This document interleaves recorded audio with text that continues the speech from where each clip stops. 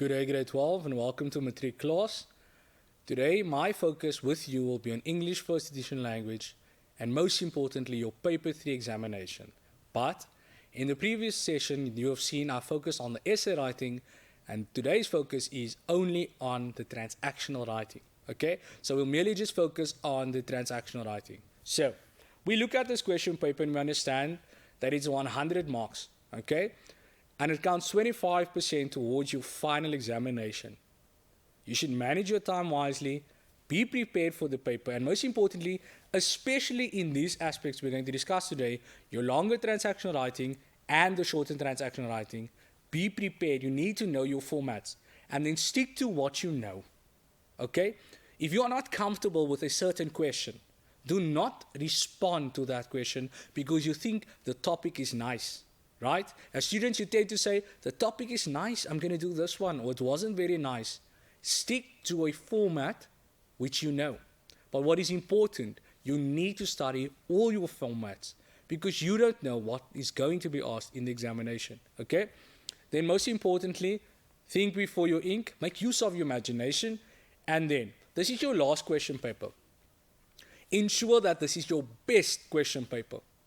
So you need to ensure that you are so prepared that when you see the question paper and you see those questions asked, then you tell yourself, I know this format, I know that format, and all I can decide now, which one of them am I going to do? Okay? So, we look at the following.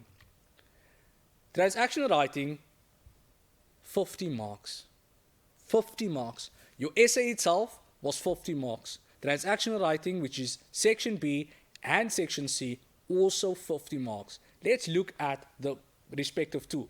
Number one tells us the longer transactional writing. So this is 120 to 150 words for 30 marks. Now very important here. You will see at the bottom it says there, adhere to the word count. You cannot exceed that 150th word. The moment you do that, you penalize yourself. And the same for the shorter transactional writing, which is 80 to 100 words, which is your 20-mark question. It tells you at the bottom they only do one question per section.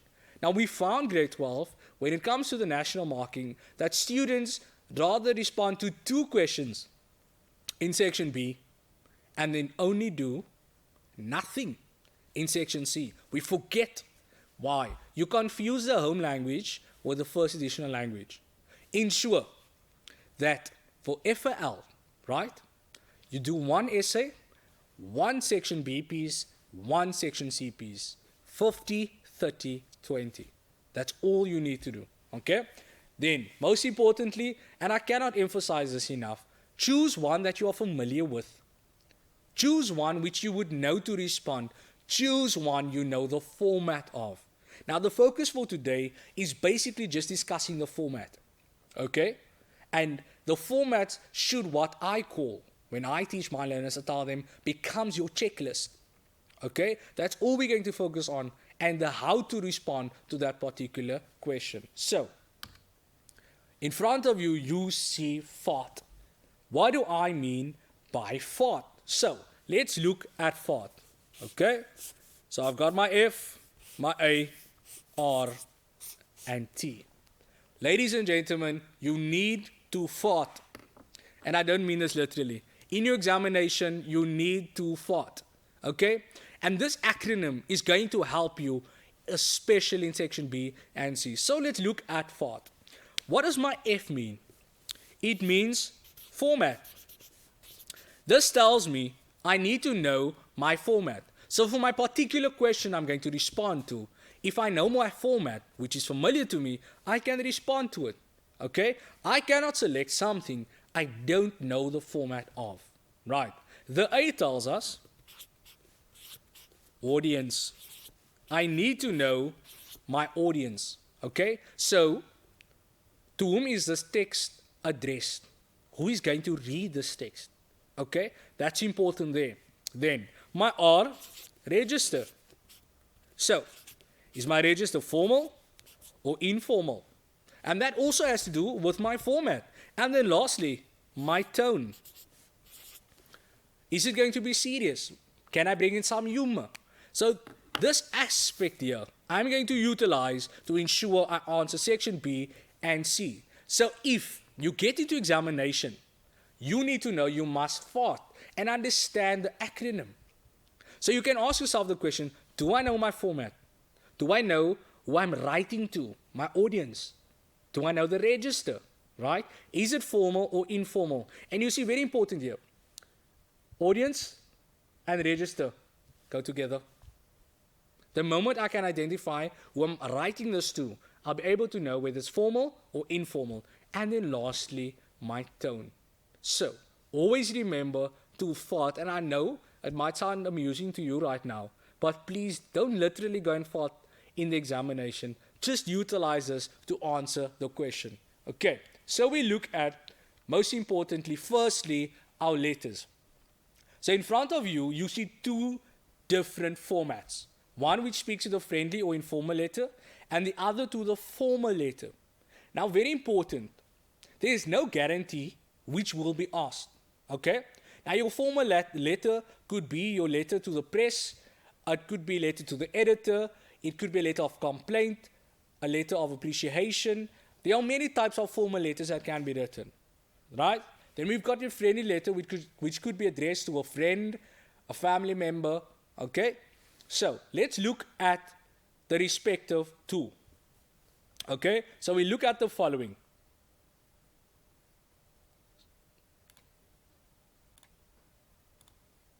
So, in the friendly letter, we note there's one address. This is the address of the sender. So, who is the sender? You are the sender. Okay? You need to ensure that you include your address, not the person you are writing to. Then, part of the address, you must ensure you add the date. Please ensure you add the date. Okay? You cannot just write a letter and then there's no date. So the person receiving the letter, the recipient, doesn't know when you wrote this letter. Secondly, provide the name and do not include the surname. If you're writing to a friend or a family member, I am sure they would know your surname and you would know theirs. So why would you include it? Why? It makes no sense. Okay? You tend to say make it make sense. Well, it does not make sense if you include it over there. Then, you must be able to address the topic. And where are you going to do this? In the body of your letter. Now, the same thing happens with the letters or your section B and C. Depending on what you're going to choose. For example, the letter, there is an introduction, a body, and a conclusion. So the introduction introduces the topic. The body, on the other hand, develops it further. Conclusion concludes. Now, ladies and gentlemen, please understand the following. You never write a letter, then you say, Dear John. Hi, John, how are you? Can John respond to you in that moment when he reads the letter? He cannot. Secondly, why are you greeting twice? When you say, Dear John, you've already greeted. So why would you greet John again by saying hi? Okay? Small things, grade 12, which impact on that final piece of writing. So ensure you stay away from that. Okay? Then, you end off by saying either sincerely, and you add your name, or your loving friend, or your cousin, etc., depending on the topic. And then lastly, here you would make use of informal language, not slang or other language. Very important on this aspect, not other language. Now, you are first edition language learners, which means your home language could be any other language. Do not incorporate words into your letter or into your writing because you cannot get to the word in English. Then use a different word. But don't add the word, for example, in Afrikaans and you place it in brackets. Okay? The placing in brackets means that it's being omitted. Do not do that. Rather make use of another word instead of using that particular word. Okay? So we look at the formal letter. Here it's different. Here we have two addresses. Okay? One of the sender and one of the recipient. Now, very important. You need to provide a date. Just like with the friendly letter, you need to provide a date when you're writing your address of the sender. You do not include a date when you write the address of the recipient. Okay? You wouldn't add it there. So only one date is added. Right. Then the second one tells us, provide the name and surname if known. Okay? So if you know who the particular person is, you would not say dear sir or madam. So you would say dear Mr. John Hendricks. So there you would add that. The same would happen, okay, grade 12, when you're going to add the details. And you would state there, Mr. John Hendricks, principal, Pietermaritzburg High School. Okay, so you would then at the bottom just say dear sir. Now very important when you look at dear sir or madam, if you do not know who this person is you are writing the letter to, who you are addressing in your letter, do not just say dear sir or do not just say dear madam. You say dear sir or madam because you cannot assume that this person, a manager for example, is a man. You cannot assume it's a woman. So very important, if you don't know the person is, always say dear sir or madam, right? Always remember that aspect. But if you do know the person and you've mentioned that, then you do say dear sir or you say dear madam. Okay.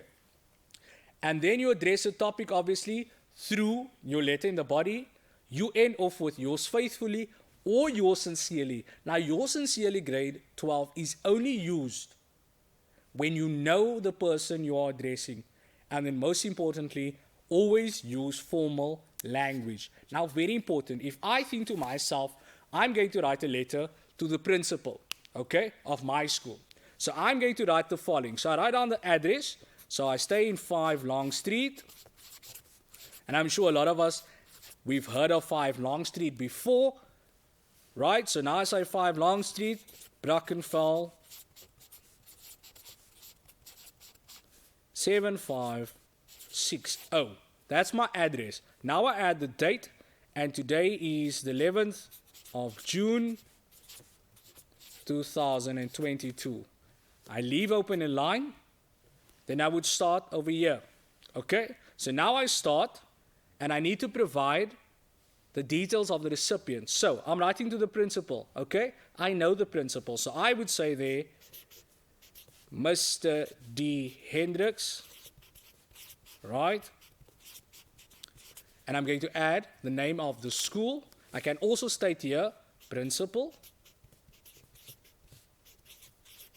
And I'm going to say Stellenbosch High School. And I further provide the details. Now, after the address, okay? After the address, I'm going to now say, dear sir. Do you understand what I was referring to? Because I've indicated here, ladies and gentlemen, I know who this is. So automatically I'm going to say, dear sir. Okay? I said Mr. If that was Mrs., it would have been madam. But the moment, grade 12, I don't know who this is, I'm going to say, the principal. I provide the details and then I say, dear sir or madam. Or for example, the manager, Stellenbosch Municipality. Okay? Very important that you understand that. If I don't know, I include dear sir or madam. Okay?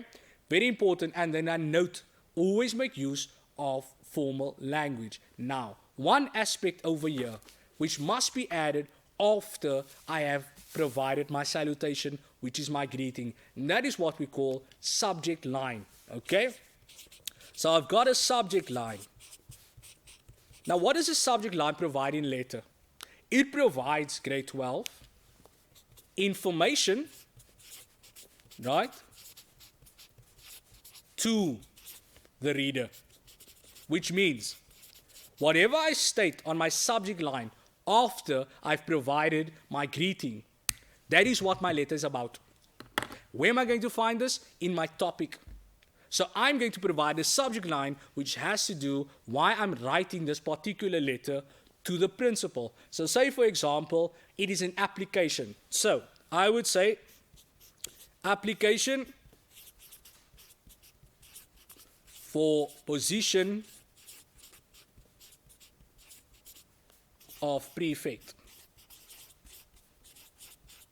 Full stop, and I underline this. It must always be underlined.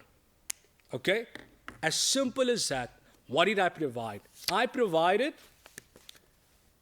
address of the sender, address of the recipient, dear sir or madam, and then I've provided what I call my subject line, providing information to the reader which actually has to do with what the letter is about. Okay? And that is important that you understand when you write a letter. Okay? So always understand that's the difference between the two. Okay? So we move on. So we look at, and this is just a topic from my past question paper, which you can utilize to practice your writing. Okay? In this one, it speaks about some members of your community would like to learn how to read. They have approached you for assistance, and you have decided to make a request to a literacy organization to provide reading lessons for these community members. Write a letter of request. You see the type of letter? It's a letter of request to the manager. So now you know and identify who this letter is addressed to.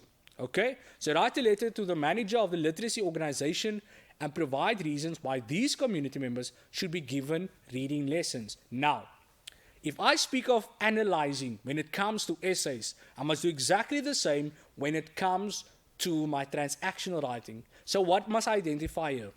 The type of letter is a letter of request. Okay? I'm addressing the manager of the literacy organization, which means you obviously have to create your own literacy organization in this aspect here. And then you must provide reasons why these community members should be given reading lessons. But also very important, you asking this person to allow for this particular thing to take place. Okay? For the reading lessons. Now, very important, it's not about you in this particular letter. So you're not going to speak about the fact that they asked you. That would be additional information. But focus on what it tells you there. Provide reasons why these community members should be given reading lessons. And that's what you would provide in that particular letter. Okay? So we move on to the dialogue or the interview. Now, you know that you've read dramas before, which means it is script-like. Okay? It has exactly the same format. The dialogue, the interview, exact same format. The problem results in when we don't use the format like we are supposed to. Okay? So let's look at the following. It says there, language differs for interview. Why? Because an interview would be formal. Wouldn't that make sense? But at the same time, a dialogue can also either be formal or informal. But an interview would be formal. Then, the setting or the scenario you need to provide is important. Okay? And I'm going to come to it now and explain to you now. And then end of the dialogue or interview, there must be some sort of conclusion. Okay? So let's look at this particular topic here. It says, a radio station is hosting a competition in search of a new presenter. One of your friends has good public speaking skills. You want to encourage him or her to enter this presenter search competition. Write the dialogue between you and your friend. Now, if I think of that, and I think of the setting that must be provided, my setting is going to speak to my topic. So my setting is going to mention that I'm having this conversation with my friend Billy about this certain project he or she can take part in. Are you with me? Becoming this presenter. But it cannot, grade 12, provide information and say, I'm in the kitchen with my friend Billy. What are you doing there? Why are you mentioning that? Okay? And we tend to do this when it comes to a dialogue. However, it needs to link, very important, to the topic. It's irrelevant for you to mention you're in the living room with Billy, walking home after school with Billy. Where's the link between that setting and what is going to be discussed in the dialogue? And then a very important aspect. And here you need to follow this. Why we do this, I don't understand. So we draw the line. So we note the line is there. Okay? We indicate our colons on the inside because John is going to speak. We leave a line. Billy is going to speak. Okay? And etc., etc. But now, John is speaking. Then we say, hey, How are you? Right? That is a question John is asking. Billy says, hi, good to see you. Now, ladies and gentlemen, what I don't understand as a teacher, why are you making use of quotation marks? Why are you quoting when this is a dialogue taking place? Have you seen quotation marks used when you read a script? When you read a drama at school, do you see this when the characters are speaking? So what I don't understand, why would you utilize this in your dialogue? Ladies and gentlemen, please do not do this. Do not add them in here. Okay? Don't. Stay away from this. Okay. Then, to come back to this conversation between you and your friend, very important here, it says, you want to encourage him or her to enter this presenter search competition. Now, I told you now, you must end off the dialogue. Okay, there must be some sense of conclusion. In this conclusion here, it does not say your friend Billy is going to agree. He or she might disagree. Thus, when you end it off, Billy says, thank you, John, for speaking to me. However, I don't feel I'm prepared for this. End of discussion. Are you with me? It doesn't have to be positive, can be negative also, depending on the topic. So look at what you need to write about before you just write. Okay? Then on the interview, ladies and gentlemen, automatically, I said the format stays the same. But it would require formal language. So slang, colloquialism, you wouldn't make use of. Right? And you would stay away from words such as use and mos. Okay? The words we tend to use. But you would have a formal conversation, interview with another person. That is what basically the interview would require. But the format stays the same. Then, the same counts here. Dialogue and interview must, ladies and gentlemen, answer the topic. So it doesn't matter which one is asked to you in the exam. It must be answered. So ensure that you answer it. Okay. So we move over to what we call the obituary. Now, very important with the obituary.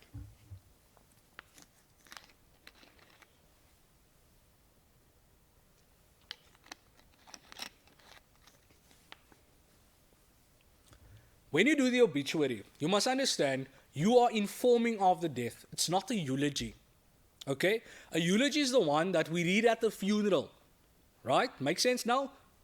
You read that one at the funeral. The obituary is you are informing people. So, you could be informing people in a newspaper, on a website, on social media. That is information you are providing, right? That would be your obituary. And I'm sure if you see newspapers, you purchase them or your parents purchase them, you will find in the back of the newspaper those little small obituaries, which is placed in the newspaper. You will see there's sections on birthdays, weddings, new babies, but also obituaries informing of the death. So, what do I need to add in that? Most importantly, the surname and the name. It could also be names, right? So maybe the person had 2 or 3 names. You can also make use of a nickname. But please, grade 12, nickname which is appropriate. Very important, which is appropriate. We tend to provide nicknames to our friends, which, if we need to be honest with ourselves, is not appropriate. So let's ensure it is appropriate. Then most importantly, to our African speakers, you must understand the following. When it comes to the names, the language in which you are writing in, the moment you use clan names, the marker doesn't understand. The marker doesn't know how that fits in there. Okay? So please ensure that you adhere to the instructions. Then, date of birth and date of death. Now, you cannot write an obituary if there's no date of birth or date of death. Okay? As simple as that. So provide the date of birth and date of death. But speaking of date of birth and date of death, I don't know why we tend to write date of birth and then we go back to 1966 and then the person died 2000. Why can't the person have been born in 1990, for example, and died in 2022? Okay? Don't go too far back because you confuse yourself when you start writing and you don't realize it because you provide the information on the top and then you don't continue at the bottom and you don't see how the two are supposed to link. Try to have a recent date of death. Okay? Then, cause of death. Very important, cause of death. When you provide the cause of death, you must make use of what we call a euphemism. Okay? Now, what do I mean by this? Now, for example, if this person, right, had a heart attack, okay? So this person had a heart attack. Then I could say that this person suddenly passed away. Okay? Suddenly. If this person had long illness, I could say peacefully. Okay? Passed away. But now, if this person passed on in a car accident, a stabbing, then I'm going to say tragically passed away. Okay? Now, very important, ladies and gentlemen, you can even say here sadly and not necessarily suddenly. Very important. I speak of passed away. That is my euphemism. Okay? Instead of saying died, I need to be sensitive towards the family. Even if I'm a family member, I need to be sensitive. I cannot just say died. Okay? So let's understand when I provide a cause of death, that I understand I must make use of a euphemism. Okay? Then, biographical information must be added. So here you mention things such as his or her education, upbringing. So for example, John was raised in a small town, Riversdale, in the Western Cape. That's just upbringing. So there I mentioned and attended Voorwaarts Primary School and completed his schooling at Gerard du Plessis Secondary School. Simple as that. He furthered his education at the University of the Western Cape, where he obtained a degree in science. I'm providing information on education. So it's important that you understand to bring in biographical information. You can, if the time and your word count allows you, to bring information like his parents. He was born to Mary and John. Are you with me? Okay. Then we move on to what we call the funeral or memorial details. Not everybody has a funeral. Okay. Some families decide on a memorial. Thus, you provide the details. Now, basically, grade 12, you must understand, these details is basically an invitation. Remember, you informing this person has died. Now you are providing the information. So, if you're going to tell me that someone has passed on, I'm going to look for these particular details. So, the date, time, and venue. But when I speak of venue, you must provide me with an address. You cannot tell me it is at the Methodist Church in Kraaifontein. And if there are 4 Methodist churches in Kraaifontein, which one am I going to know to go to? You see how important the address is. Date, yes. Time, yes. But the address must be provided in full. I'm sure you don't want me to get lost. The same goes with when you provide details on the cemetery. What if I'm arriving? Remember, this person is staying in Cape Town, in the Western Cape. I'm arriving from Gauteng. I've never been here. But we've been friends because he used to come up to Gauteng and we've been working together, etc. So there's a relationship. I would like to attend the funeral. And now, you just state it's at this particular place. I'm going to get lost. I will never be able to pay my respects. So be specific. And then, provide the key survivors. Key survivors here would be, for example, his mother, father, wife, children. Okay? Those who he leaves behind. Okay? Never say left behind. He leaves behind. Or you say, Johnny survived by his wife and his daughters, Patricia and Mary. As simple as that. Okay? Then, donations. With reference to donations, grade 12, you must understand the following. Donations would be, in this case, flowers that families would like to donate, or it would be money, for example, any parcel that they would like to deliver. Provide information. Here you would provide details again. Address, who they would give it to, or messages or phone calls. This is whom they would address or contact. Okay? And then lastly, the tribute. So John will be surely missed by his family, the community of Riversdale, and most importantly, the school where he worked at. Okay? Very important how you will understand that particular tribute. Okay? So that would be around your obituary. So let's look, for example, at the topic. So it says here, a famous South African actor or actress who was your close friend at school has passed away. His or her family has asked you to write an obituary, paying tribute to him or her. Write the obituary. Now, very important here, it says that this person was a famous South African actor or actress, which means you're going to make reference to it. Are you with me?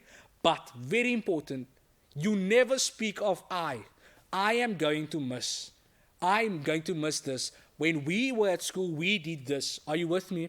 You are providing information and you are informing of the death. That is what you are doing. Are you with me? It is your way of respecting. But now also important, it is mentioned here, he or she was an actor or actress. That you need to include somewhere, somehow. So somewhere by that biographical information, you need to add in when he or she became an actor or an actress. Are you with me? And obviously, if we say that he or she will be missed by the film studios, by the South Africans who he or she has made so proud by representing South Africa on that platform. Wording here is important. Okay? So, if I go back and I look at this, ladies and gentlemen, becomes your format. It becomes a checklist. So if you're in the examination, you look at that and you tick off, I've added this, I've added that, I didn't add this. Okay? This is why you should utilize that particular checklist. Okay. So those are just a few aspects on the longer transactional writing. Now we look at what we call the diary entry. And this is in my shorter transactional writing. Yes, there are many others in your longer transactional writing. And if I were you, I would ensure I familiarize myself with the rest. Okay? Those that are focused on now are the ones we tend to do, but we tend to make big mistakes. Very important. We make big mistakes. So utilize these steps to ensure you improve on that. Okay, so we get to what we call the diary entry. Now, in the diary entry, grade 12, very important, you are basically speaking to the diary in writing. So be careful of how you write. Okay, be careful of what you state in that diary. Right, now, when I look at it, I must provide a name. Okay, so I say, dear diary, or you say, dear Kitty, you provide a nickname. Okay. But most importantly, you must state, dear diary. Then you provide a date.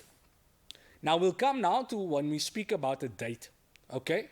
And then pay attention to the instruction, whether it is 1 or 2 entries. So let's look at the example here. You are a member of a local choir. You have been informed that the choir has been selected to participate in a national choir competition. Write 1. You see it's capitalized there. 1 diary entry expressing your feelings after hearing the news that your choir will participate in the national competition. Now, I need to stop here, okay? Because there I said 1 or 2 entries. It can be provided to you, grade 12, where you are asked, and this is important, to write 2 diary entries. Now, if you write 2 diary entries, it can either be on 2 different days, or both can be on 1 day. That diary entry being before and after. This one provided to us is only for after. Are you with me? Now, very important. Let us just have a look. When I speak of the format of a before and after. Okay? So I speak of before and I speak of after. Now, I just said to you, this before can be as follows. So if I say on the same day, so it's on 1 June. And after is on 2 June 2022, right? Separate dates. But also, this can be on 1 June as well. Now, very important, I must be able to identify as the marker. The moment you decide to go with the 1st of June over here, that you're after tells me this is after. Are you with me? So if I think of before, then I say, for example, if I look at this particular topic and we know that the choir is going to participate. Remember, it says you're a member of a local choir. You have been informed that the choir has been selected, which means that the choir has entered. So you are so ecstatic, okay? This is before. So now you look at the feelings you felt when you entered the competition, okay? So here you would provide the before, and this diary entry on the 1st of June must reflect that. But if I'm going to state that on the 1st of June, maybe a response was given today as well, right? We learned this evening that the choir has made it through. Then on the 1st of June, I must still be able to see the after. And this is where your vocabulary comes in. Are you with me? Okay? But like I said, it can either be also on the 1st and on the 2nd, and it still would be the before and after. Okay. So let us look quickly at the feelings, okay, after hearing the news that your choir participate in the national competition. So how would you feel? Okay, you heard that, remember, that the choir will be able to participate. So immediately I can think of one, excited, right? I'm happy. But I'm also nervous. I'm overwhelmed because they might ask me to lead the song.